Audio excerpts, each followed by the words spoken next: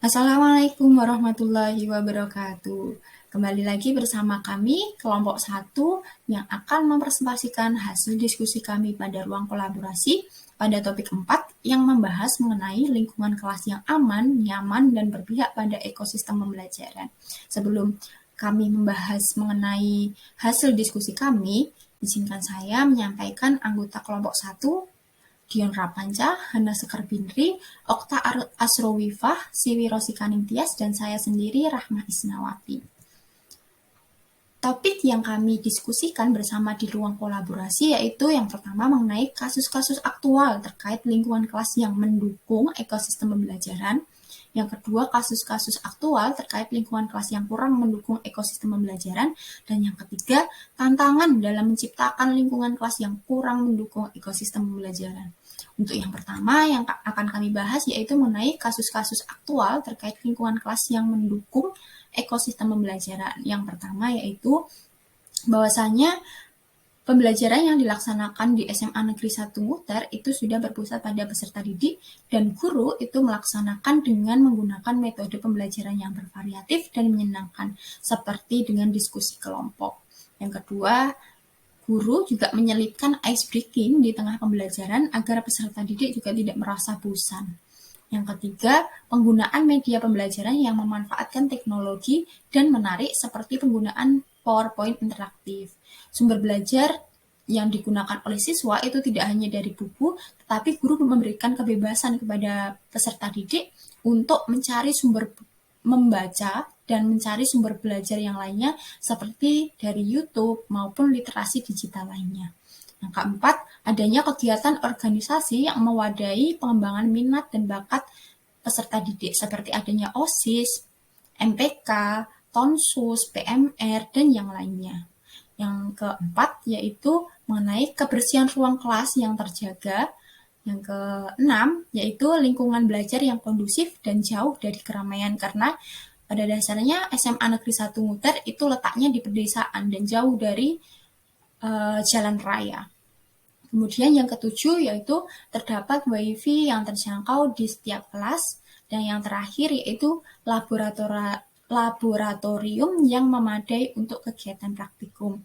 Kasus-kasus yang saya sampaikan tadi itu mendukung ekosistem pembelajaran. Untuk yang poin kedua atau topik yang kedua yang kami bahas yaitu mengenai kasus-kasus aktual terkait lingkungan kelas yang kurang mendukung ekosistem pembelajaran. Yang pertama, di SMA Negeri 1 Muter itu juga masih ada perundungan atau bullying antar teman yang terjadi di dalam kelas. Yang kedua, tidak semua peserta didik itu mempunyai handphone yang menunjang pembelajaran, sehingga guru itu tidak bisa melaksanakan pembelajaran yang menggunakan handphone karena tidak semua peserta didik itu memiliki handphone. Kemudian jaringan internet tidak stabil. Meskipun WiFi di SMA Negeri 1 Muter itu bisa menjangkau di semua kelas, tapi jaringan internetnya tidak stabil. Kemudian, tidak semua kelas terdapat fasilitas LCD. Kemudian yang kelima, kasus bahwa di siang hari, ruangan kelas itu terasa sangat panas. Karena kipasnya juga sudah ada 3, tapi memang ruangan kelasnya itu panas karena di dalam satu ruangan itu jumlah peserta didiknya termasuk termasuk kelas besar dengan ruang kelas yang tidak terlalu luas. Makanya di siang hari itu ruangan kelas terasa panas. Kemudian pencahayaan yang kurang baik di ruang kelas dan yang terakhir pengembangan karakter disiplin yang belum maksimal yaitu terkait kedatangan peserta didik masuk sekolah yang masih banyak peserta didik yang masuk sekolah itu lebih dari jam 7 pagi. Nah, adanya lingkungan kelas yang kurang mendukung ekosistem pembelajaran itu menjadi tantangan bagi kami dalam menciptakan lingkungan kelas yang kurang mendukung ekosistem pembelajaran. Yang pertama tantangannya yaitu mengubah budaya sekolah yang sudah menjadi kebiasaan, seperti kedisiplinan jam masuk sekolah. Yang kedua, menyamakan frekuensi dan pola pikir antara pendidik, peserta didik, orang tua, dan komunitas belajar terkait ekosistem belajar yang baik. Kemudian yang ketiga, penerapan sanksi dan hukuman yang lebih tegas lagi bagi pelaku perundungan.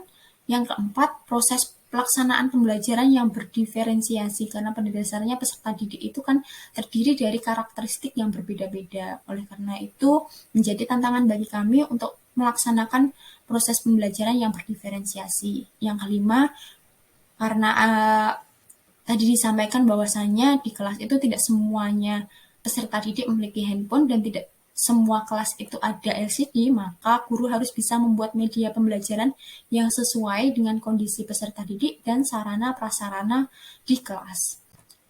Mungkin itu saja yang bisa kami sampaikan, ada kurang dan lebihnya kami mohon maaf. Terima kasih atas perhatiannya. Saya tutup. Wassalamualaikum warahmatullahi wabarakatuh.